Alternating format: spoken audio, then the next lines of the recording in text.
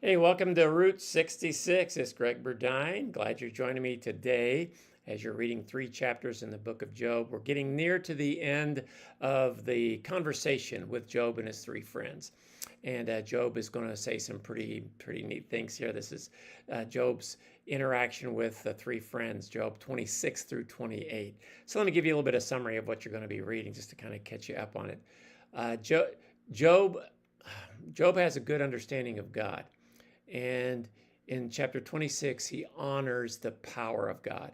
He sarcastically rebukes these friends for their unhelpful advice, but he declares how great God is. They talked about how great God is and how powerful and just he is, but he speaks of God's power over all creation.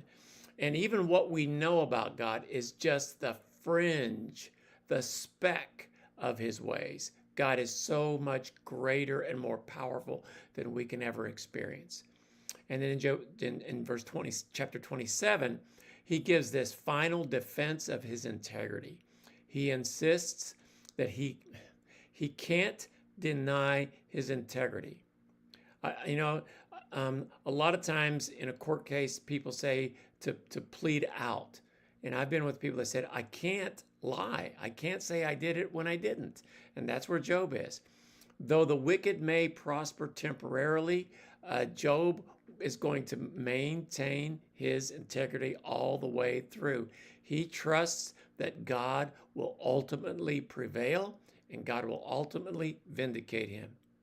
And he does. And in chapter 28, the value of wisdom. Job reflects on how mankind can mine for treasure in the ground, but true treasure, true wisdom can be found not in riches, but in God's wisdom. And he is gaining some unbelievable wisdom. Wisdom comes from God. As a matter of fact, the fear of the Lord is wisdom. When you recognize who God is and you respect him and you fear him, that gives you the wisdom in making the right choices. So there's some really good chapters here. Some lessons I think that are good for this. Number one, God's power is beyond human comprehension. Don't try to figure out God. It's good to allow your mind to consider the vastness of God's power, but just know this: you'll never comprehend it. It's called omnipotent, all powerful.